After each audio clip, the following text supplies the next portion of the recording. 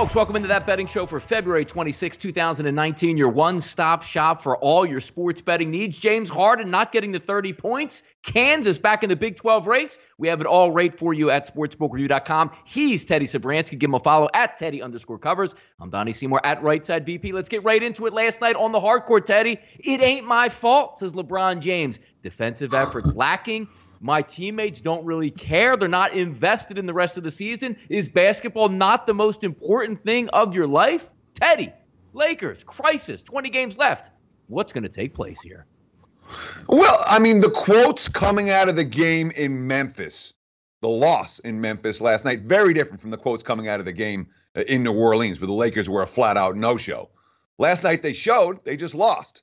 You know, Kyle Kuzma, quote, "It felt different. New Orleans, well, I thought we were just hopeless out there. We really didn't get the lead back at all. And tonight, we fought. In the end of the day, a loss is a loss. No matter what way you spin it, you still put an L in that column." I love the quote from Luke Walton following the game. "One game. Feel this pain. Let's not try to run from it. It should hurt that we lost, that we went 0-2 on this trip. But the only thing that matters is the next game, the chance to redeem ourselves against New Orleans. We don't need to look further than that. That's all we can control as a group, so that's where we need our mindset to be." Yeah, there's a lot of chipping and chirping in LA right now, but you know what? I ain't betting against the Lakers when they play the Pelicans. That will be a game that LA absolutely has circled on their schedule. Yeah, last night, obviously with the Philadelphia 76ers picking up a late win, and depending on where you got it, we talk a lot about SBRodds.com getting the best of the number. When we filmed the show yesterday, Teddy, Pelicans, a -1 favorite, switched over to +2.5, and if you had that +2.5, you cashed that ticket. But more importantly, looking down the road, Teddy, as gamblers, as bettors, just putting a price on something, the Lakers currently sit 3 games out of that final spot in the NBA Western Conference. And I'm always a big proponent of saying they need the Lakers in the playoffs, the NBA and Adam Silver. 3 games back. Look, we're not talking about 50, 60 games left. You're going to be in a 20-game sprint, and you're not playing your best basketball right now. What do you think, Teddy? Lakers in the playoffs, outside looking in? What's your prognostication here? I bet the Lakers at -110 to win the playoffs at the Westgate Superbook here in Las Vegas a couple of weeks ago. I thought I'd pick them. They were live. I still think they're live to make the postseason because let's not forget the teams in front of them.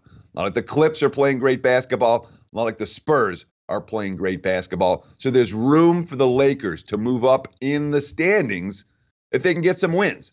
Obviously, not a great start coming out of the All-Star break, but I'm not looking to sell this team short. And we all know the Lakers are great for ratings. I think they'll find a way to sneak into that number 8 spot. And you know what's interesting here, Teddy? You know, being on the ground in Las Vegas, we talk a lot about Nevada gaming, but this one really, when I saw it come across the wire yesterday, I got a little bit of a chuckle out of it.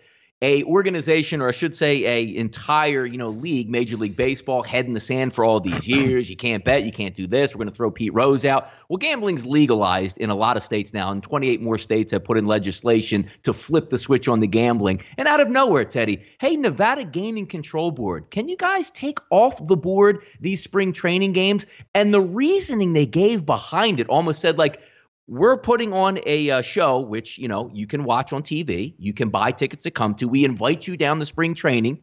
It's a whole hubbub, but these guys actually aren't really playing to win out here, and we hope you don't gamble on it. You have got to be kidding me, Teddy. Your thoughts on the Nevada Gaming Commission actually being asked to take these games off the board? I'm not sure. Look, baseball has basically done everything wrong for more than 20 years now. You're going to find their clips on YouTube.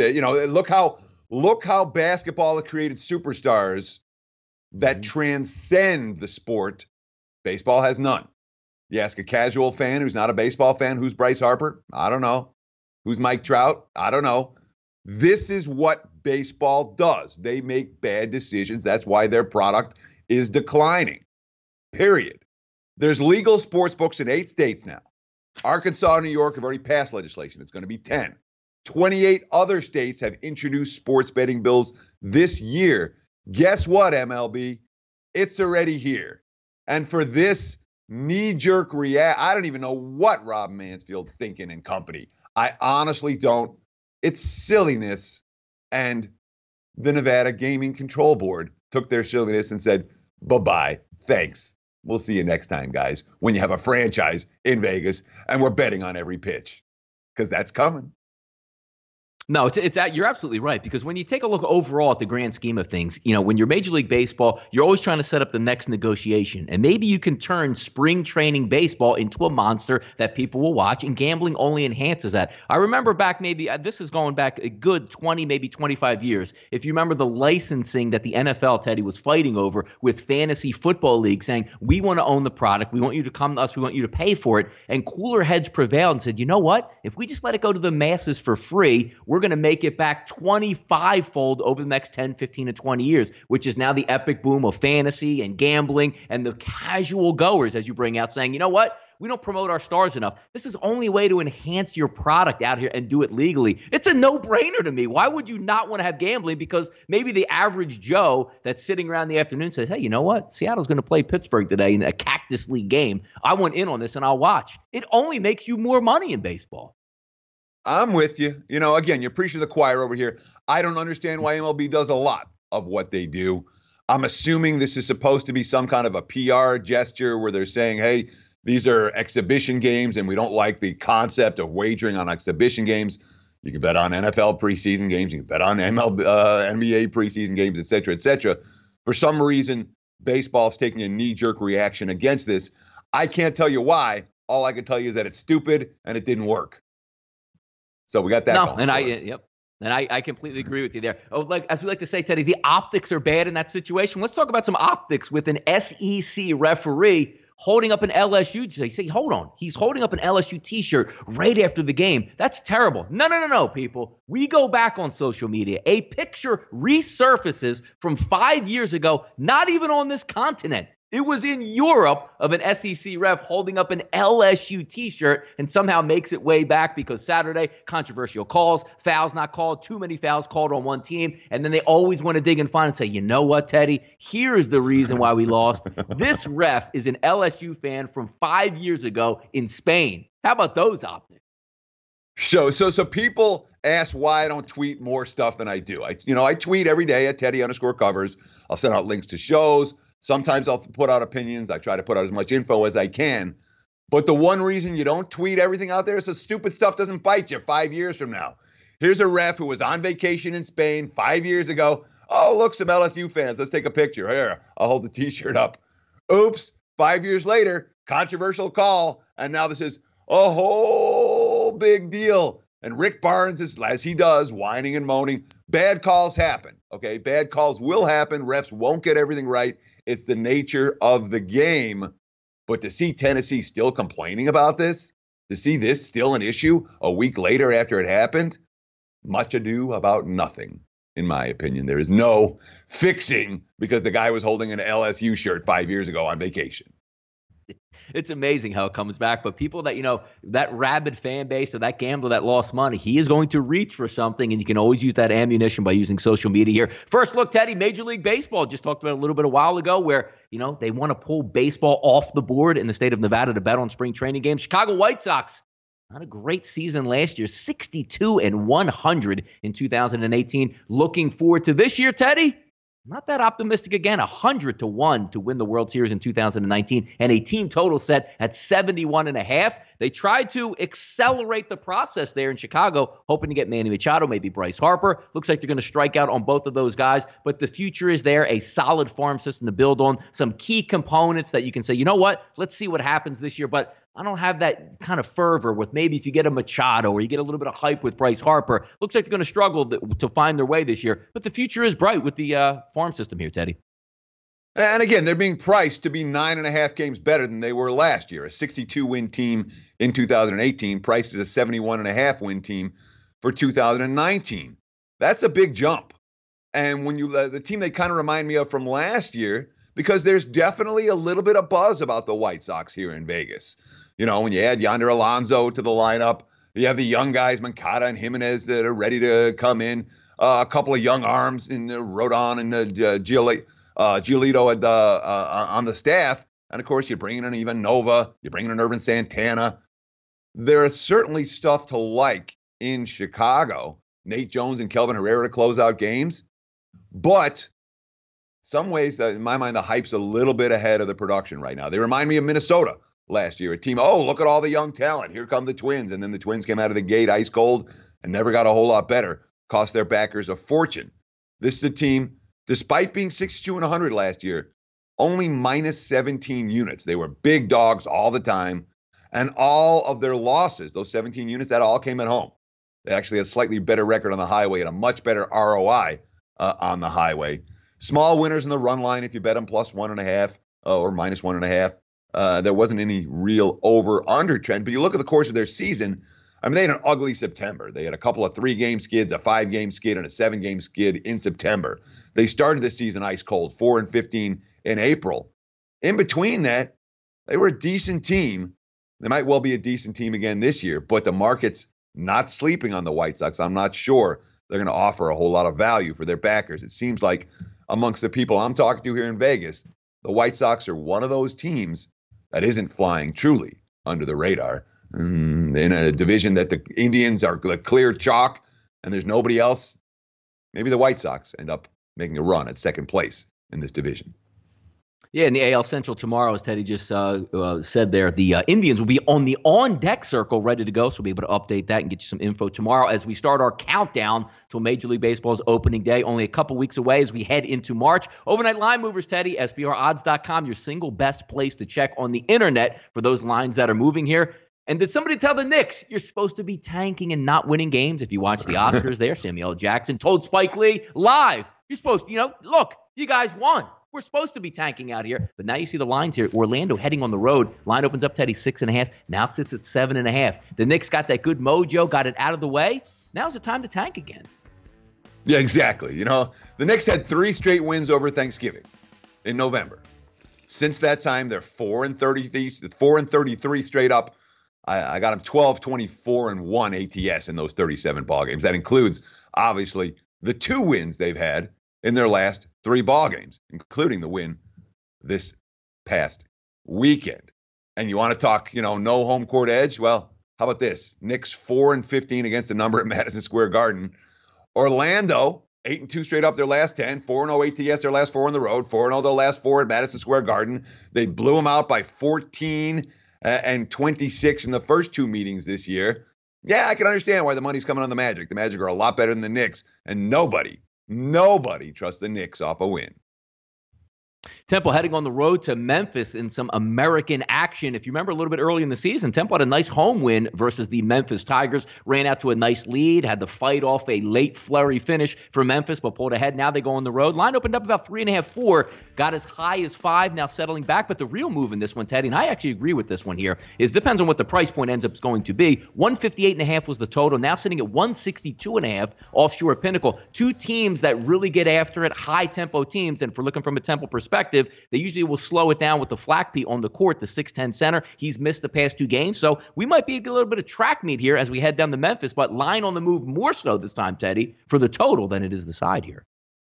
Yeah, and frankly, I'm a little bit surprised by the move on the total, just looking at the game plan that Penny Hardaway's talking about. This is a team, Memphis was down 28-8 when they played Temple with just under 10 minutes in the first half, down by 20, just an awful start. And they got within 2 points in the second half, but couldn't rally from that 20-point deficit in the first meeting. Hardaway, quote, "We fought back, got into the game. We were 1 layup away from taking over the game and having the momentum in our favor. But the reason they fell behind by 20, they wanted to make Quentin Rose shoot from a 3-point range. The game plan that we had failed because Quentin Rose was the guy we wanted to shoot. He was shooting like 19% from 3-point range, and he made like 6 threes in that ballgame. Yeah, he finished with 26 points. The Tigers had no answers for the shooting because they didn't expect it. This time, I would expect a little bit of a different game plan for Memphis, certainly out of the gate. And I can understand why the early money has come on the Tigers more than I understand why the money's come on the over. I don't necessarily I understand the pace in this game.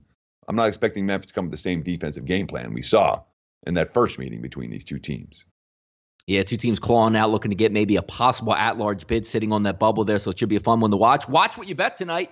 as you watch that betting show. Duke versus Virginia Tech heading on the road. We've seen some line movement already in this one, Teddy. Opened up at 4, got to 4.5. Now settling back in at 3.5 and 143 as we take a look at Castle Coliseum. 7 p.m. ESPN tonight. If you watched on Saturday, as most of us did, really nice comeback winner in the Carrier Dome versus Syracuse. Now you get that quick turnaround, go back on the road. They're going to be excited. Always a target on your back for Duke. Zion, once again, going to miss his second straight game heading into this one in Blacksburg. Did they have enough in Blacksburg, Teddy? Because even when you have Zion out, there's still a lot of blue chippers, NBA talent on that Duke side. Still Virginia Tech banged up a little bit at guard.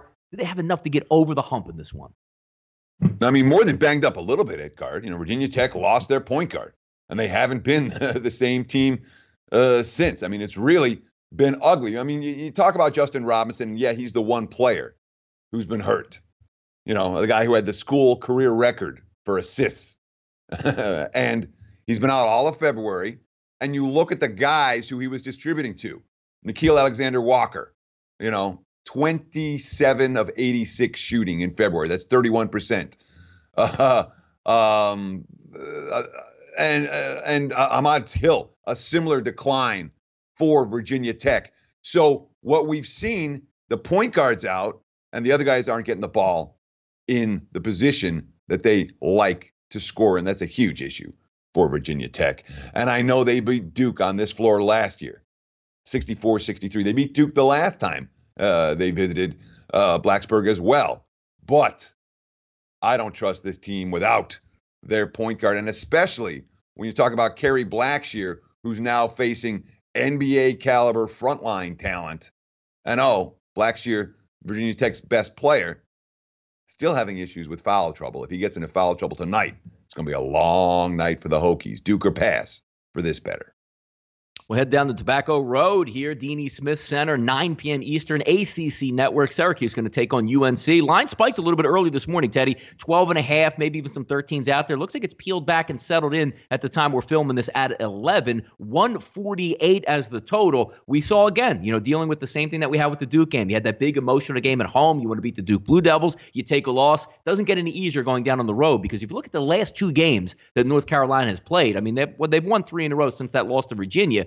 But you're looking at a really athletic Florida State team that they beat up, a really athletic Duke team that they beat up. Now you're going to get another shot at this one. If the 3 ball is falling down and you can shoot over the Syracuse zone, which North Carolina can do, even though they didn't do against Duke in a 2-for-20 effort, it should be an interesting one. But then again, you're not asking just to win the game. Can Syracuse, Teddy, hang around within double digits and get this cover? Syracuse has not fared well against Roy Williams and the Tar Heels. When we look at how the various teams match up against Boeheim's 2-3 zone, Carolina's been able to handle that zone on a consistent basis. The Orange won the first time these teams met when they joined the ACC. They haven't won since. That was back in 2014, the lone Syracuse victory. And you talked about the game plan for North Carolina. You think, what do you want to do against the zone? Well, you need the perimeter shooting against the zone. Carolina, did that last year in beating Notre Dame. Theo Pinson hit 8 3-pointers. But one of the things this Tar Heels team's been doing effectively is penetrating, getting into the paint. Nasser Little had a couple of nice buckets driving into the lane against the Orange over the weekend. No surprise if he's going to be able to, against whoever they played over the weekend. No surprise if he isn't going to have success doing that against Syracuse tonight. I think there'll be lots of opportunities for Nasser Little this evening. Kobe White, the Frost facing this matchup zone for the first time may be difficult, but North Carolina's a class here. Don't love the spot, but if I'm playing, I'm laying with the Tar Heels. They are the better of these 2 teams by a fairly wide margin. Yeah, total also getting a little bit of a rise there, Tody. Looks like 146, 145.5 offshore, now sitting at about 148. We'll see if that concurs. We'll head over to the association. We'll head up north of the border. Celtics and the Raptors renew the rivalry. Raptors -4, total 226. Moneyline split +144, -165. Boston, Teddy, 30-29-1 against the spread in all line gains this year, but 22-16-1 versus the Eastern Conference. The Raptors been a little bit of money burners, 26-33-2 overall. And how about as a favorite, Teddy? 19-28-2. Come on, Kawhi. What do we see tonight?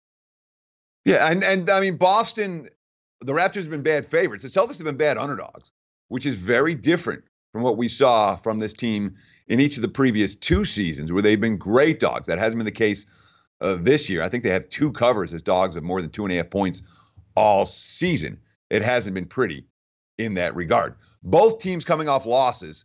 Toronto, well, Kawhi didn't play. The effort was there, et cetera, et cetera. They weren't happy with the loss, but they certainly weren't ripping each other like the way Boston was after the Celtics no-showed in Chicago on the heels of that 1-point loss to Milwaukee coming out of the All-Star break. So it's back-to-back defeats for Boston, but getting blown out against the Bulls, not what the Celtics were looking for. Brad Stevens, I've said this before, I'm disappointed in myself. Marcus Smart, each and every game becomes closer and closer to the end for us, and we haven't been playing to the best of our ability. It's frustrating because we know the potential that we have. It was embarrassing. Boston, embarrassed. That's not a spot where I'm looking to bet against the Celtics in their next game, despite the fact that this is a circle the wagons game for Toronto. Is Boston or pass for this better? I believe the Celtics more than I believe Nick Nurse and company for the Raptors this year. When all said and done, I do think Boston will be the better of these 2 teams. We'll end that betting show today talking a little bit of interesting action here from the Alliance of American Football. Now we're seeing an owner saying at this point that I'm going to sue the league because this was my idea. I've never seen it before, a fledgling league, only a few weeks into the season and struggling to meet payroll, where a guy is kicking down the door to sue because he wants a piece of it. Imagine, Teddy, you split a big ticket with somebody in Las Vegas, and it's 99% at this point looking like it's not going to be a winner, but you sue or you get sued because that guy wants half of that ticket for you. It was an interesting story that comes up. Just a quote here. Mr. Vanich's claim is without merit. There was never any agreement oral or written between Mr. Vanich and Mr. Ebersol relating to the alliance. We remain focused solely on our historic inaugural season when each weekend over 400 players get an opportunity to showcase their talents and fulfill their dreams of playing professional football. I guess, Teddy, as they say in the business, all publicity is good publicity, no? And that's the question for this. It's like the one publicity, well, there's lots of publicity that you don't want, but every week when you're 3 weeks into the season having these type of controversies and, oh, is the league going to fold type of a deal, that's not the pub that you want. And the funny thing is, for some reason, people seem to think that very rich people are different from everybody else. I lived in Vegas a long time. I've met a lot of people in high roller rooms. I know a lot of people that have a lot of money, and guess what? They're not any different from you or me or anybody else. They're not smarter than us, They're not more talented than us. They just happen to be in the right place at the right time at some point in their lives, and were able to cash in. So here are all these billionaires fighting over this league. It's stupid. You billionaires are stupid, and you're devaluing your own product. So knock yourself out, guys. Keep fighting over it. Let's get some lawsuits going in this league and see if we can even make it through the halfway point of the season before it collapses. Smart money on the under and how long the AAF is going to survive. Smart money on the under from Teddy, and smart money on watching that betting show. Thanks for tuning in for February 26, 2019. Your one-stop shop for all your sports betting needs at sportsbookreview.com. He's Teddy Savransky. Give him a follow at Teddy_covers. I'm Donnie Simo, right side VP. We'll be back tomorrow on a Wednesday on a huge college basketball card. Hope you cash those tickets. We'll see you tomorrow.